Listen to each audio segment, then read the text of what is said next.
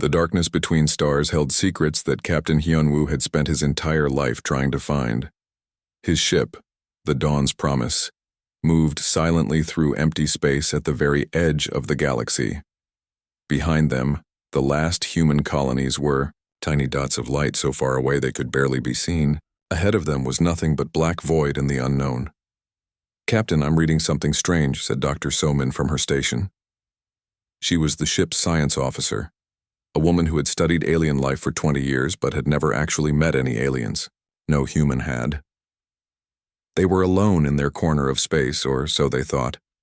Hyunwoo walked over to her screen. The numbers and lines meant nothing to him, but So Min's worried face told him everything. What kind of strange? Energy readings that don't match anything we know. It's not a star, not a planet, not even a black hole, but it's big, Captain. Really big. She pointed at the display. It's about 3 light hours away from us. Commander Jin-ho looked up from his weapons console. He was a soldier, always ready for trouble. Could it be dangerous? "Everything unknown is dangerous," said Engineer Ari from the back of the bridge. She was working on a broken panel, her tools floating around her in the zero gravity. "But that's why we're out here, right? To find the dangerous unknown things." Hyunwoo nodded. That was exactly why they were here. Earth had sent them to explore beyond the mapped regions of space. They were looking for new worlds, new resources, maybe even new life. What they found instead was something much bigger. "Take us closer," Hyunwoo ordered, "but keep our engines ready to run." The Dawn's Promise changed course. As they got closer to the strange energy source, their screens began to show something impossible. It wasn't a natural object. It was built by someone. Something with technology far beyond what humans could make. The structure was huge beyond imagination.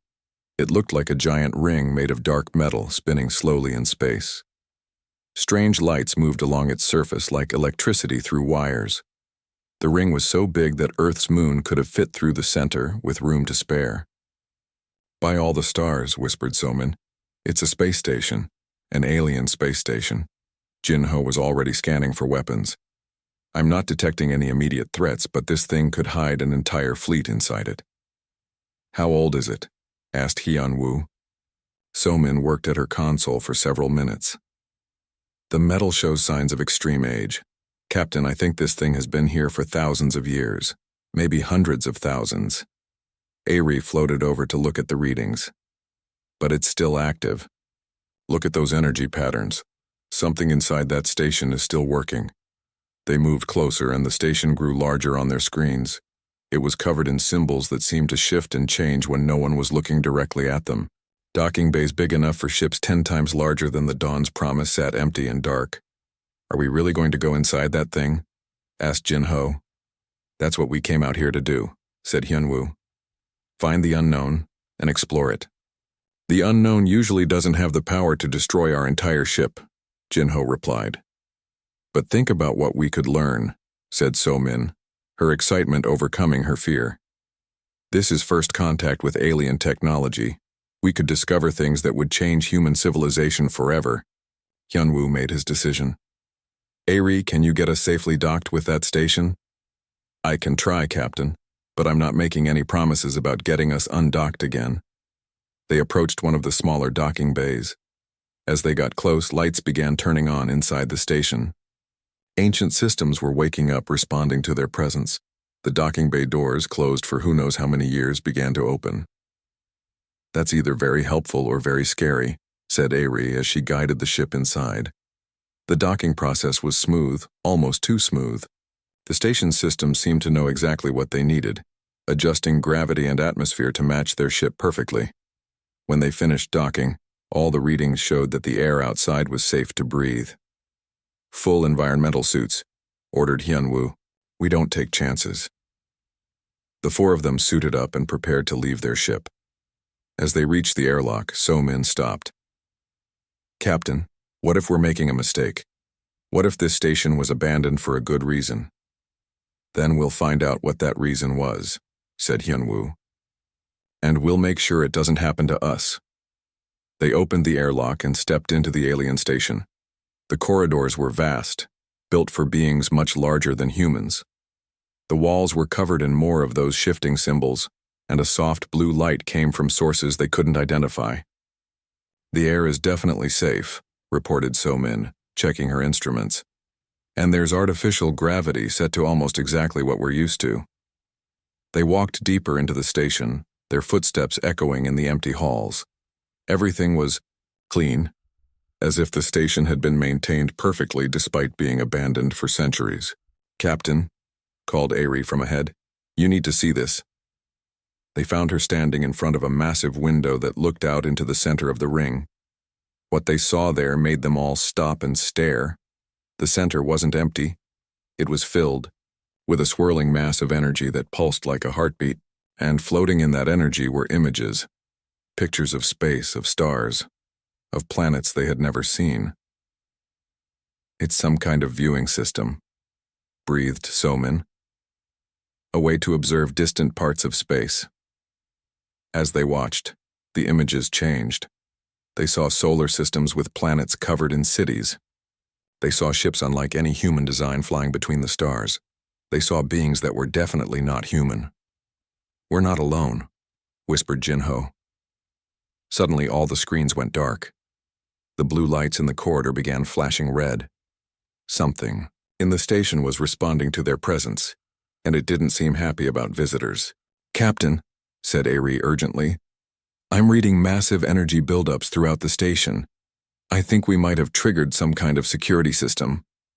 Before anyone could respond, the corridor they had entered through sealed itself with a solid wall of metal. They were trapped inside the alien station with no way back to their ship and no idea what was about to happen. The station was waking up fully now, and they were about to meet its guardians. The red light stopped flashing, but the humans were still trapped inside the alien station. Captain Hyunwoo tried to stay calm as his team looked to him for answers he didn't have. The metal wall that had sealed their escape route was smooth and showed no signs of any way to open it. "Ari, can you cut through that wall?" he asked. The engineer examined the barrier with her tools. "Not with what we have, Captain. This metal is unlike anything I've ever seen. It's almost like it's alive." Dr. So-Min was studying the symbols on the walls more carefully. "These markings are definitely changing. Look at this one." She pointed to a symbol that looked like a tree, but as they watched, it grew new branches and leaves. Communications Officer Yoon Seo, who had been quiet until now, spoke up. "Captain, I'm getting something on our communication systems." "It's not coming from our ship. What kind of something?" asked Jinho, his hand moving instinctively toward his weapon. "It's like a signal, but not one that makes sense. It's almost like someone is trying to learn how to talk to us." The corridor around them began to change. The walls became transparent, showing them views of space they had never seen before. Stars arranged in patterns that formed pictures and stories. Planets with strange colors and impossible shapes.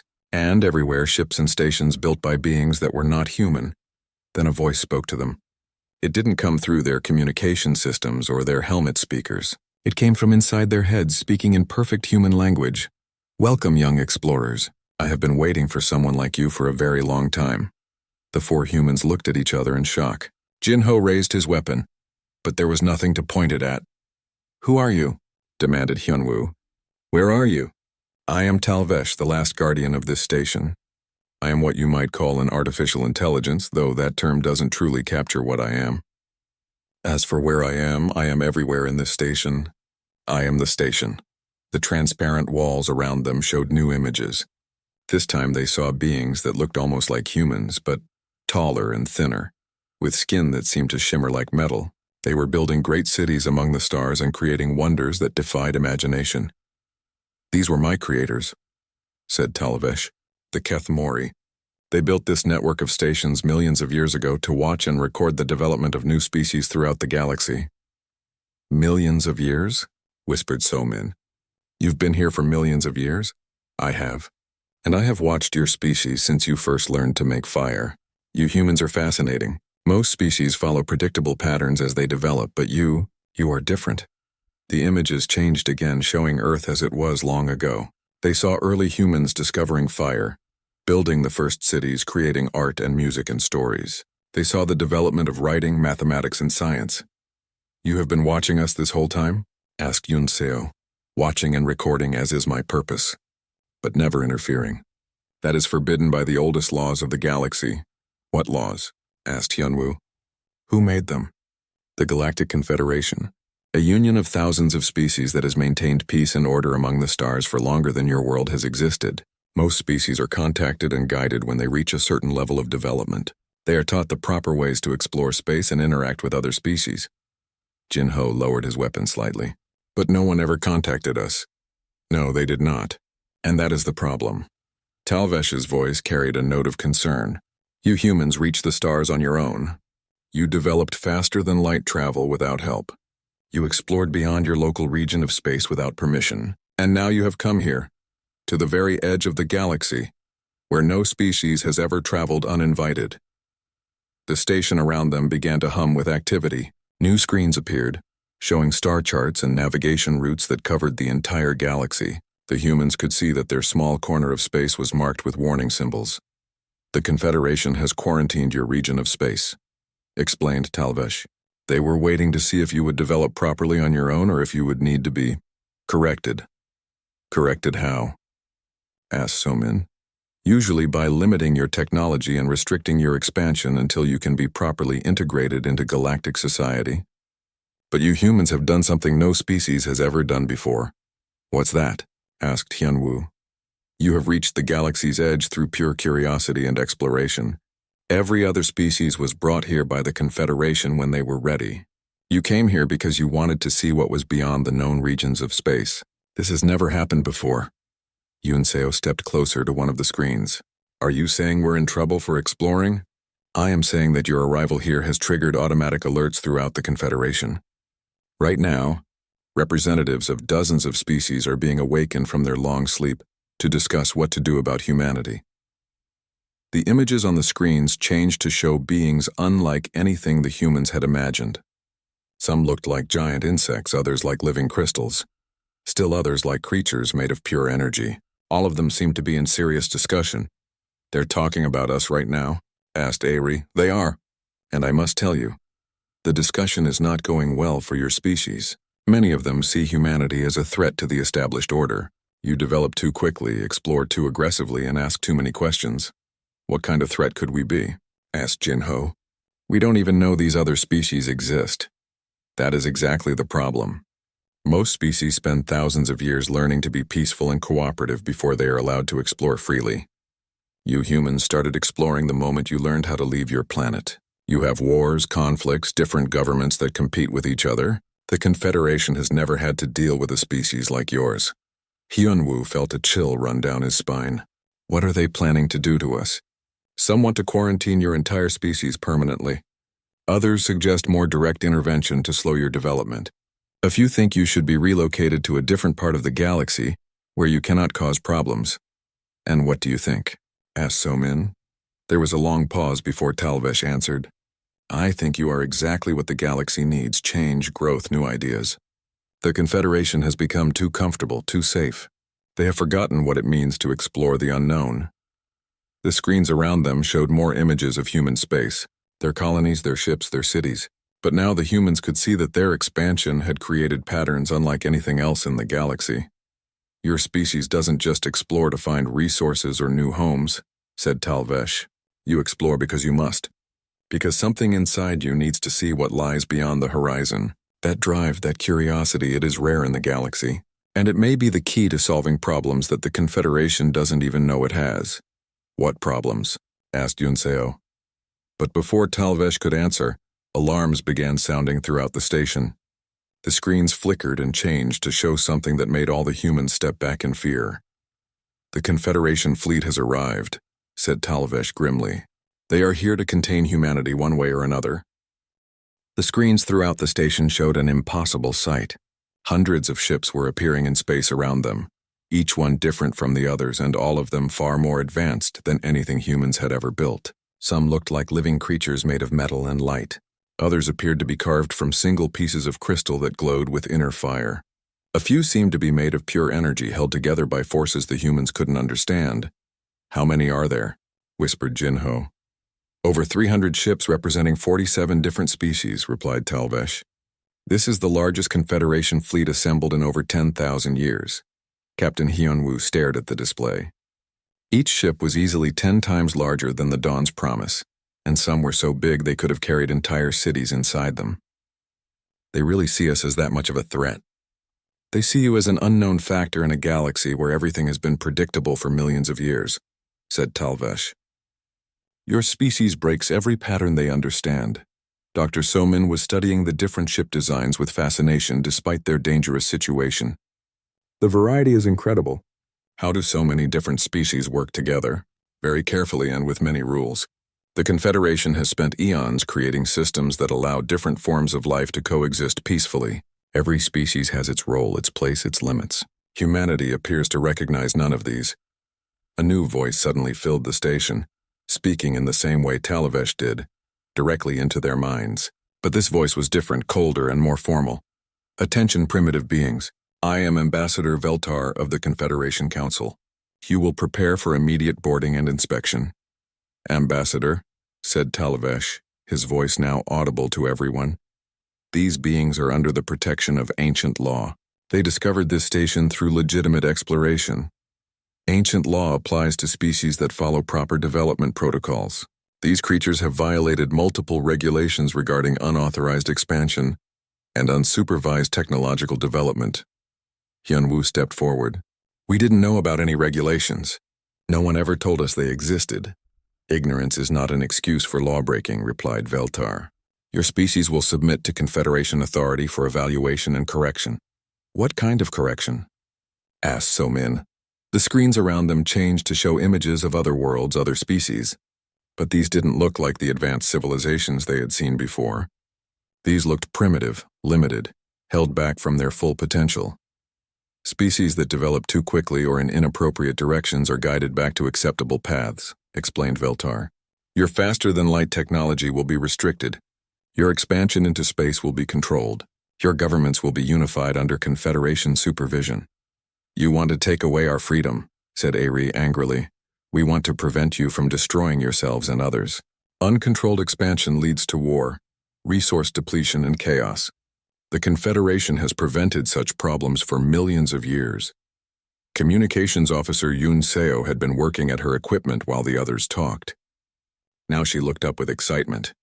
Captain, I'm getting signals from Earth. The Confederation isn't just here. They have ships positioned throughout human space.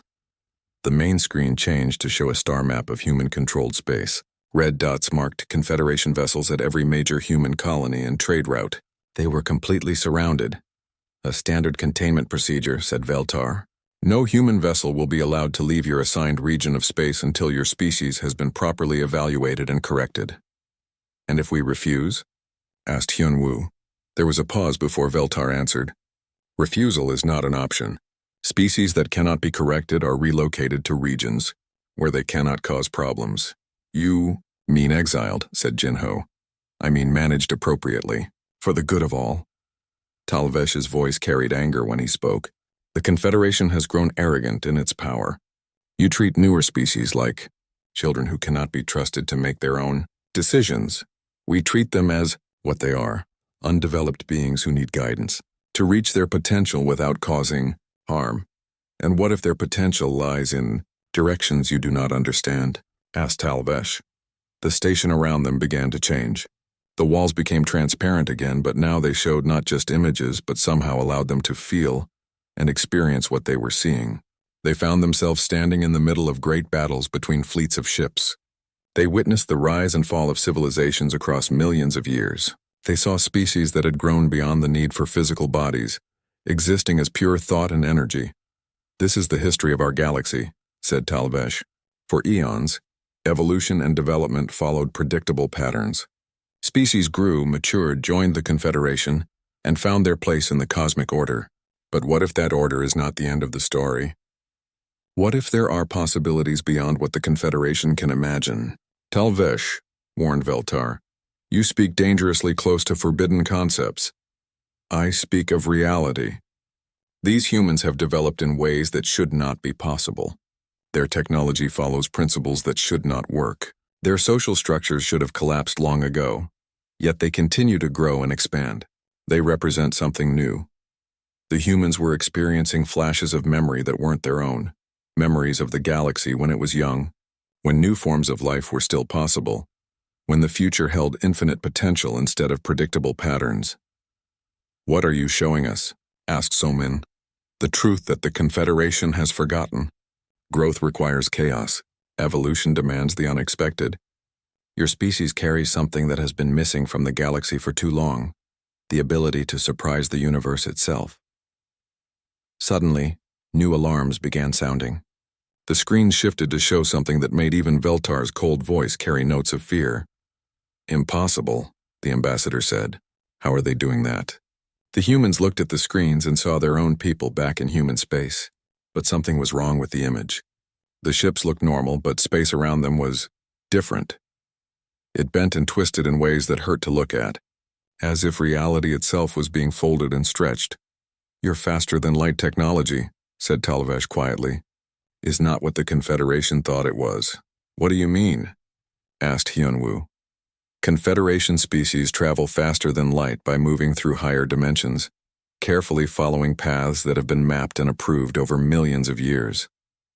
Your species does something else entirely." The images on the screens became clearer, and the humans could see that their ships weren't just bending space. They were tearing holes in it. Behind those holes was something else, something that existed outside normal reality. "You tear doorways into the void between dimensions," said Talvesh.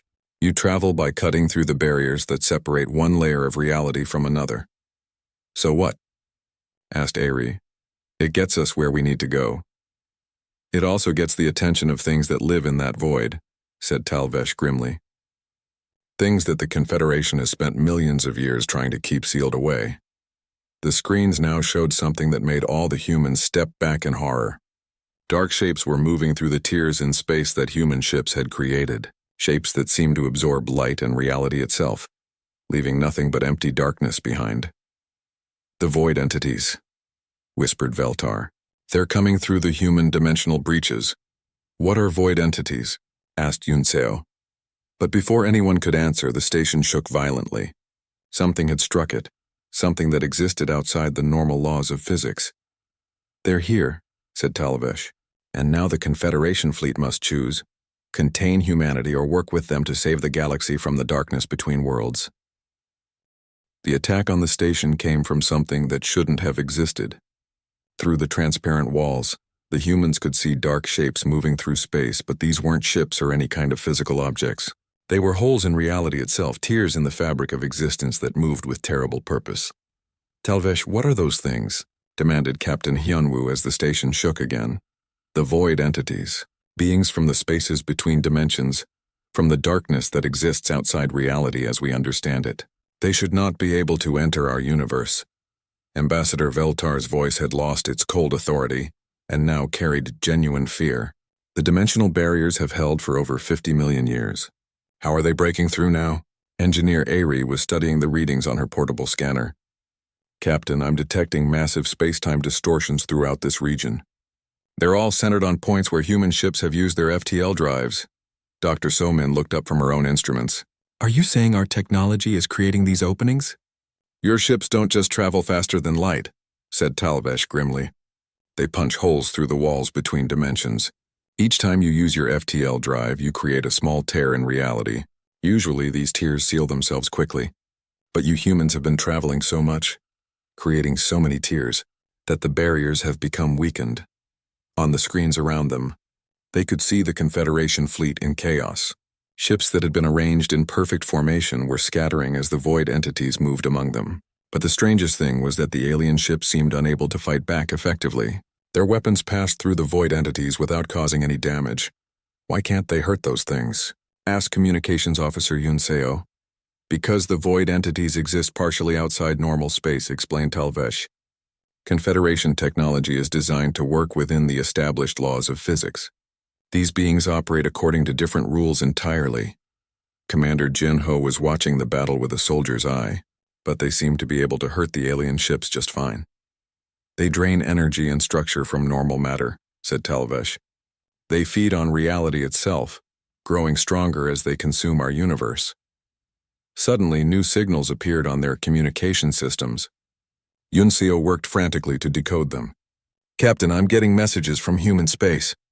Every colony, every ship, every station is reporting the same thing. Dark objects appearing near any location where FTL drives have been used recently. How many? Asked Hyunwoo. All of them, sir. Every human settlement in the galaxy is under attack. The screens changed to show views from across human space.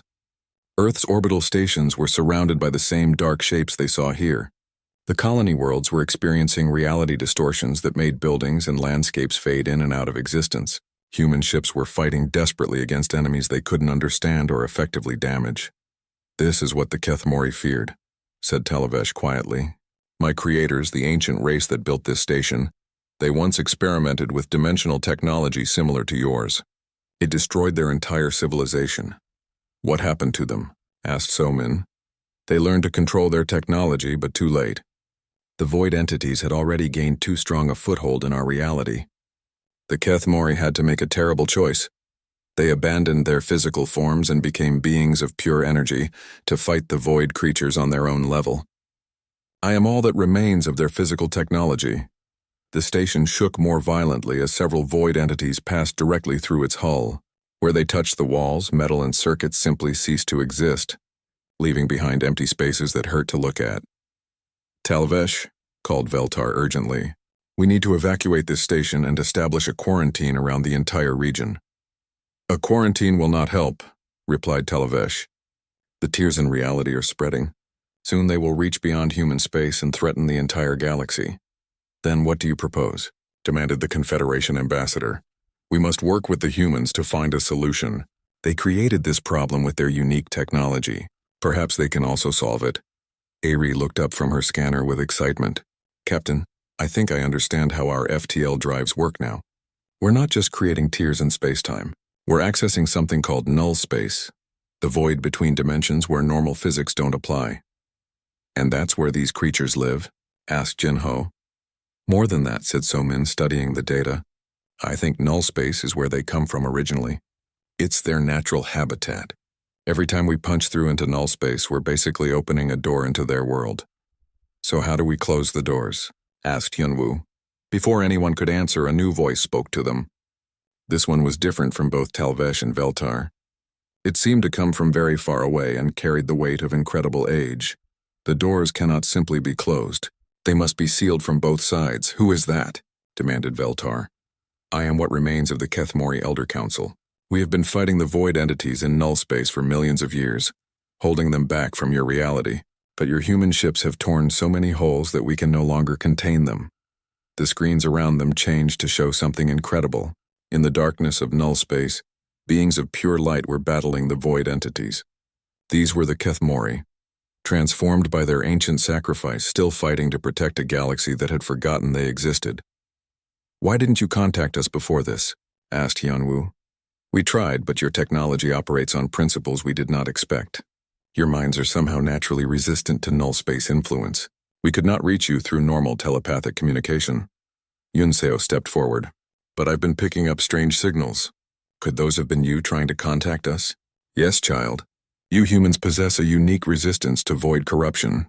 This may be why your species developed dimensional travel so readily. You can survive exposure to null space that would drive most beings insane. Ari was working frantically at her instruments. If we're resistant to null space effects, could we actually go into null space and help fight those things? It is possible, said the Kethmori elder. But it would require modifications to your technology that we do not fully understand. Your FTL drives work in ways that violate everything we thought we knew about dimensional physics. The battle outside was getting worse. More Confederation ships were being drained of energy and structure by the void entities. But then something unexpected happened.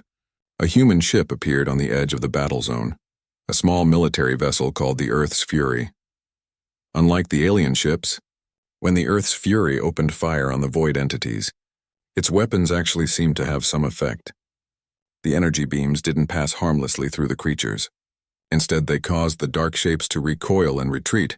How is that possible? Asked Veltar. Human weapons technology, explained Talavesh with something like admiration in his voice. Crude, inefficient, and completely unpredictable. Just chaotic enough to affect beings from null space. Captain Hyunwoo made a decision that would change the fate of the galaxy. Talvesh, can you contact our fleet? Tell them we need every ship equipped with our most advanced weapons to get here as fast as possible. Captain, warned Jin-Ho, bringing more human ships here will just create more tears in space-time. Maybe, said Hyun-woo. But it looks like we're the only ones who can actually fight these things. And if they're already spreading throughout the galaxy, we need to stop them here before they get too strong. You would risk everything on an untested theory? Asked Veltar. Hyun-woo looked at the screens showing the void entities consuming reality itself. Ambassador, I don't think we have any choice. Humanity broke the galaxy. Now we have to try to fix it. The station's communication systems activated, sending messages across space toward Earth and the human colonies. The call went out for every available ship, every weapon, every person willing to face the darkness between worlds.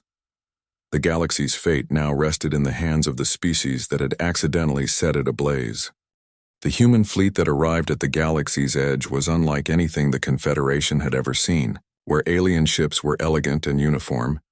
The human vessels were a chaotic mix of military destroyers, converted civilian transports, and experimental craft that shouldn't have been able to fly at all. Leading them was Admiral Dong-hyun aboard the massive carrier ship Dawn of Terra. Captain Hyun-woo, came the Admiral's voice over the communication system. What exactly have you gotten us into out here? Hyun-woo looked at the screens showing hundreds of human ships arriving through tiers in space-time. Each FTL jump creating new openings that the void entities immediately began pouring through. Something bigger than we expected, Admiral. We may have accidentally started a war with beings from outside reality. Well, replied Dong-hyun grimly, humanity has never backed down from an impossible fight before. Dr. So-min was working frantically with Talvesh and the Kethmori elders to understand what they were facing. The void entities aren't just randomly destructive, she reported. They're trying to expand their realm into our universe. Every bit of reality they consume makes them stronger and creates more space for others to enter. How do we stop them? Asked Admiral Dong-hyun. We have to seal the tiers in space-time, said Talavesh. But to do that, someone must enter null space directly and repair the dimensional barriers from inside. Engineer Ari had been modifying human FTL, technology with help from the ancient AI. I think I can create a controlled terma, one that we can use to enter null space, safely and then close behind us. Safely? Asked Commander Jin-Ho. We're talking about entering a realm where the laws of physics don't work and creatures made of living darkness want to eat our reality. Nothing about this is safe, admitted Ari. But our natural resistance to null space corruption means humans have a better chance of surviving there than any other species. Communications. Officer Yunseo looked up from her station. Captain, I'm getting reports from across the galaxy. The void entities are spreading faster than we expected. They've reached 3 major Confederation worlds and are moving toward the galactic core. Ambassador Veltar's voice carried desperation. My people are evacuating entire star systems. Our weapons are useless against these creatures. If humanity cannot stop them, our civilization will fall. Young engineer Ji-hun, who had arrived with the human fleet, was studying the interaction between human technology and null space. Admiral, I think I've discovered something important. Our FTL drives don't just tear holes in reality. They create a specific type of dimensional distortion that resonates with null space frequencies. In simple words, please, requested Admiral Dong-hyun. Our technology accidentally speaks the same language as null space. That's why we can affect the void entities when nobody else can. But it also means we can use our ships to create controlled passages into their realm. Dr. Haewon, the fleet's chief physicist, had been working with the Kethmori elders to understand the full scope of the problem. The dimensional barriers weren't just keeping the void entities out, she announced. They were keeping our universe stable. As more reality gets consumed, the basic laws of physics are breaking down. Through the transparent walls of the station, they could see the evidence. Stars were flickering in and out of existence. Space itself was developing cracks that showed the swirling darkness of null space beyond. Even gravity was becoming unreliable in some areas. How long do we have? Asked Captain Hyun-woo. Days, maybe hours, replied Haewon. If the cascade effect continues, reality itself could collapse into null space. Admiral Dong-hyun made the decision that would define humanity's place in the galaxy. All ships prepare for dimensional insertion. We're going into null space to fight these creatures in their own realm. Admiral, warned Veltar. No physical beings have ever survived extended exposure to null space. Even the Kethmori had to abandon their bodies. Then we'll be the first, replied Donghyun simply. The human fleet began its approach to the largest concentration of void entities. As they moved closer, reality around them became increasingly unstable. Some ships flickered between dimensions, existing in multiple layers of space-time simultaneously. Others seemed to age years in seconds as time flowed differently around them. But the humans kept coming. Captain Subin, commanding the destroyer Unbroken Will, was the first to attempt null space insertion. Using Ares' modified FTL drive, her ship tore open a controlled passage into the darkness between dimensions. What the humans found in null space was beyond imagination. It wasn't empty darkness as they had expected, but a realm filled with impossible structures and beings of living void. The Kethmori were there, transformed into beings of pure light, still fighting their ancient battle against the consuming darkness. Human vessels, came the voice of a Kethmori elder. You should not be able to exist here. We're full of surprises, replied Subin as her ship's weapons engaged the void entities. To everyone's amazement, the weapons worked even better in null space than in normal reality. More human ships followed, creating a beachhead in the realm of darkness. The void entities, encountering effective resistance for the first time in millions of years, began to retreat from the tiers in space-time. But victory came at a cost. The strain of existing in null space was enormous. Human ships began developing strange properties. Some became partially transparent. Others existed in multiple dimensions at once. The crews experienced time differently, aging rapidly or moving through events in slow motion. Captain, reported Dr. So-min from the station, the human fleet is becoming changed by exposure to null space. They're evolving into something new. On the screens, they could see human ships that now glowed with their own inner light, like the Kethmori. The crews were changing too, developing abilities that allowed them to navigate null space directly and communicate across dimensional barriers. This is what happened to us, said the Kethmori elder. Extended exposure to null space transforms living beings into something more than physical matter. Admiral Donghyun's voice came across the communication system, but it sounded different now, deeper, more resonant, as if it carried meanings beyond words. The barriers are repairing themselves, but we need to seal them permanently. Some of us will have to stay in null space to guard them. Admiral, called Hyunwoo, you're talking about giving up your humanity. No, Captain. We're talking about becoming something more. Humanity has always been about pushing beyond limits, exploring the impossible. This is just our next step.